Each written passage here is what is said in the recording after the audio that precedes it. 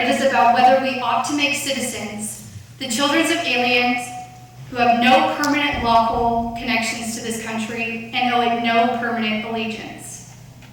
This includes, as the Second Court has noted, a distinct class of aliens with little commitment to this nation's political institutions and are likely to maintain no permanent address in this country, elude detection through an assumed identity, and, already living outside the law, resort to illegal activities to maintain a livelihood. In this debate, I argue there are 4 key reasons why ending birthright citizenship is something this country ought to do. First, universal birthright citizenship has contributed to illegal immigration through the U.S.-Mexico border. Number 2, it allows for birth tourism to take a stronghold in this country. Number 3, universal birthright citizenship has led to the abuse and overuse of public benefits. And finally, it has raised significant national security concerns. For these reasons, I urge you to vote yes on tonight's proposition. To start, universal birthright citizenship has contributed to illegal immigration from the U.S.-Mexico border.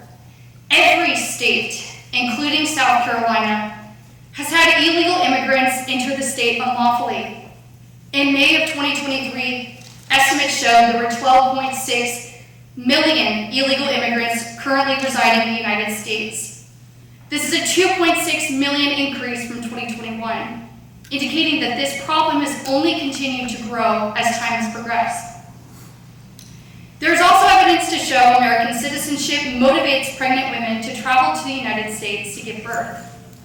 Hospitals in Texas have reported women entering hospitals in active labor while dripping wet from river water because they had to cross the river to enter this country.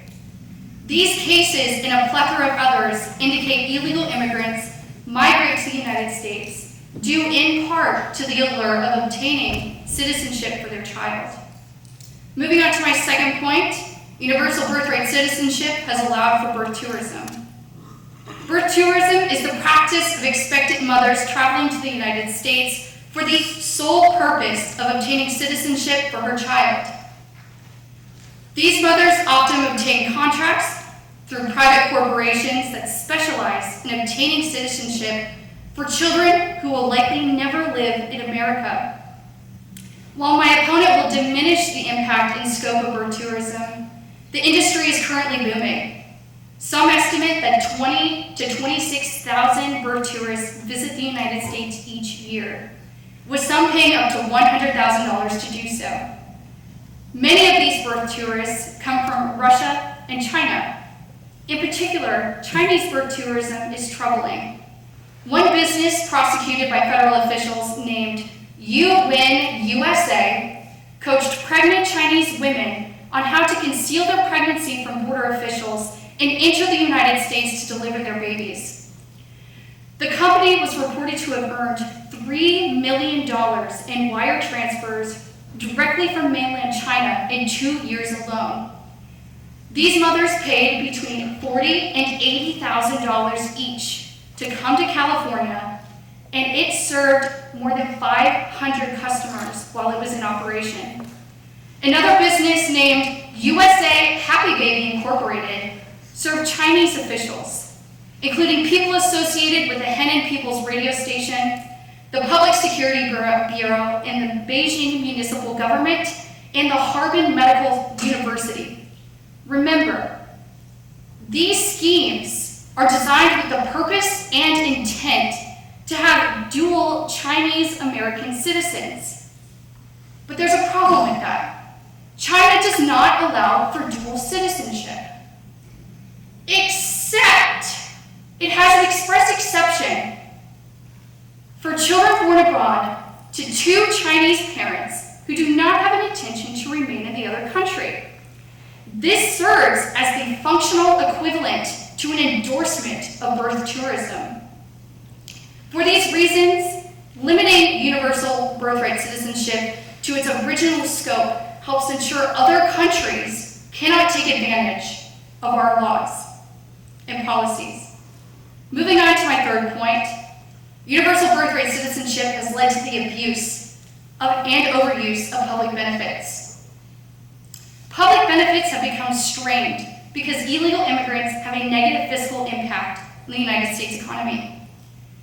Despite my opponent's claim that tax funding will decrease if birthright citizenship is abolished, the National Academies estimate the lifetime fiscal drain for each illegal immigrant is $68,000 each. The Center for Immigration Studies estimates illegal immigrants receive approximately $42 billion each year, and that 59% of households headed by illegal immigrants use at least one major welfare program. These households, who would otherwise not be eligible to receive public benefits because they are expressly precluded from doing so, use their citizen children as an anchor point to receive benefits.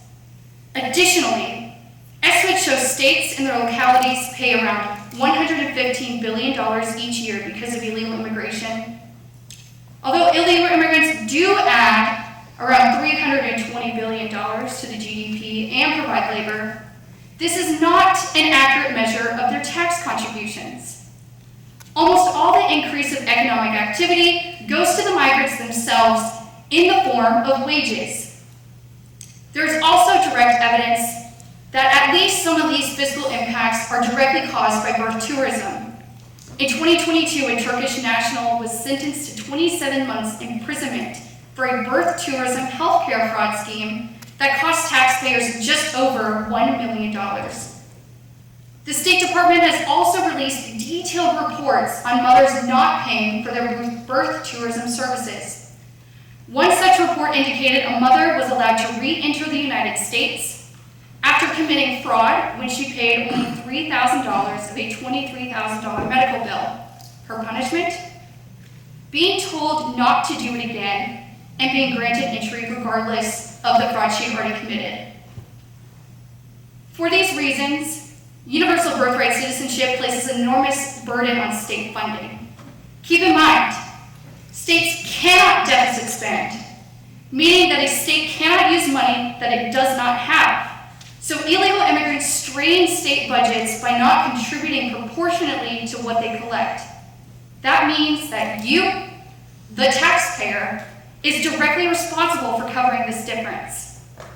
If it wasn't for universal birthright citizenship, the illegal immigrants who benefit from the child citizenship and the incentive for fraud and birth tourism would impose far less of a fiscal strain on local, state, and national budgets. Moving on to my final point, universal birthright citizenship has raised significant national security concerns. Take, for example, the 2010 FBI breakup of the Russian-backed illegal sleeper agent spy ring. Russia sent 10 agents to the United States to search and develop ties in policymaking circles. They purchased houses, had children, and lived a stereotypical lifestyle. You would not have known that these were actually Russian spies. Additionally, more recently, in 2024, infiltration attempts by Chinese and Russian nationals were happening at least twice a week on naval bases. Most notably, these infiltrators had passports and other documents issued by the United States government to justify their entry. We know China and Russia are not our friends. And I encourage you to think back to the Chinese dual citizenship exception, because every policy has a justification. It isn't inconceivable that this policy was enacted for national strategic purposes. And even if foreign governments aren't obtaining passports for nefarious purposes, there are countless criminals convicted of crimes in their own countries, violent international gang members, and suspected ISIS terrorists entering our country, due in part to the allure of an American citizenship. Thus, the United States needs to limit universal birthright citizenship to mitigate these significant gaps in national security. To conclude, there are 4 key policy reasons why ending birthright citizenship is something this country should do. First, it has contributed to illegal immigration from the US-Mexico border. Second, it has allowed for birth tourism Further, it has led to the abuse and overuse of public benefits. And finally, it has raised national security concerns. For these reasons, I urge you to vote yes on tonight's proposition. Thank you.